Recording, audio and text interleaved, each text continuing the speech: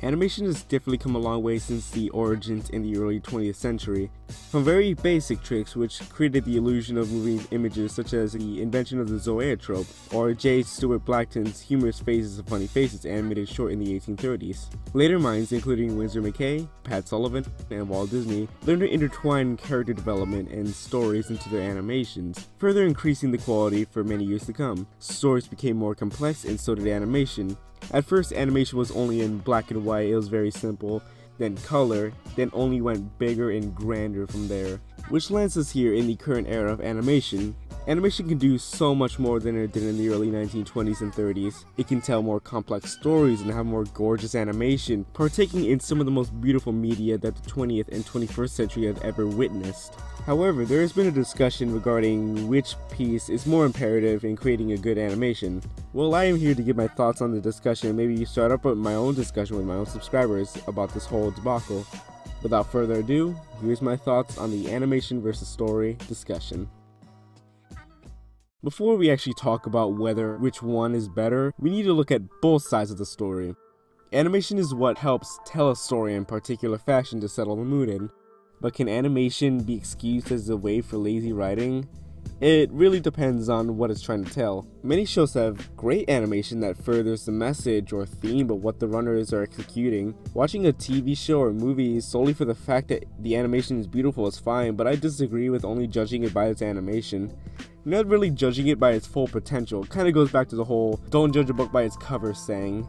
And saying this right now, good animation doesn't equal the entire show or movie is good. I see a lot of people saying bad animation automatically equals a bad property. It really depends on the material in the long run. If the story is meant to be ironically bad, I say go all out on the bad animation since it really fits. Many of Adult Swim's early shows, such as Aqua Teen Hunger Force and Space Ghost Coast to Coast, had limited budgets, which helped it contributed to the late-night stoner humor that popularized the network. Shows and movies like Akira and Neon Genesis Evangelion wouldn't be as big as they are today if it wasn't for their beautiful animation, but that didn't mean they just skip out on the writing, as both properties took a more serious approach in tone. Meanwhile, shows like the previous mentioned Aqua Teen wouldn't be the same without that limited animation style. So in conclusion to that animation debate, it really depends on the show you are writing and the tone or message you are trying to reach out to your audience. Stories is something that makes animation more real. Judging the story more than the animation is better because you're really just talking about the meat of the show or movie instead of a baseless visual that moves the actual story along. If the story is bad, what else is there to carry the torch of having a worthwhile time watching? It's the same thing with novels. What is there to talk about if the story is bland and forgettable? You could be making the argument that good animation could take the place of the bad story, but you're looking at it from a completely weird angle.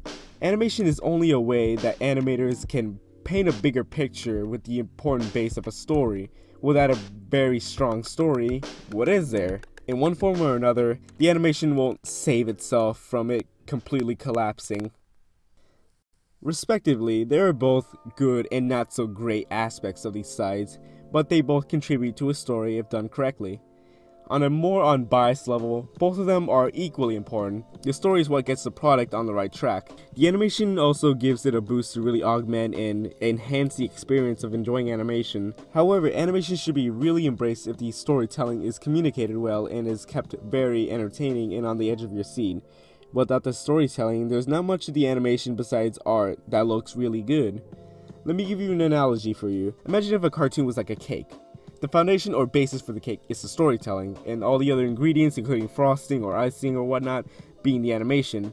If the base cake or the storytelling is just tasteless or just boring, the frosting isn't really doing much. I personally think that the story could be much more important than animation. I want you, however, to come up with your own conclusions. Just don't take my word for it. I highly encourage those who can provide some decent points to bring forth to the table. However, I'm not saying that animation is useless, because it isn't. Animation can bring forth some gorgeous scenes that can further the message of the story and can hopefully inspire others to make art and possible bigger and better television shows and movies to surprise us all until the end of time. Hey, what's up everyone? Thanks for watching this kind of discussion video. I haven't done this type of video in a while, but I'm glad I can finally bring my thoughts about the subject forward to the table and maybe start a dialogue of some sort with my subscribers. Before I head out, I'd like to make a few announcements. I've had this since restarting my channel in early 2015, but I haven't used it until now. But yeah, I have an official Facebook page. Yeah, I've heard from many YouTubers and friends that Facebook is a pretty good platform to promote and grow, so I decided to start using that page. Come and follow it. Come and follow my Twitter and talk to me and my friends on my official Discord server. That's all I gotta say. Bruce Snoop, out.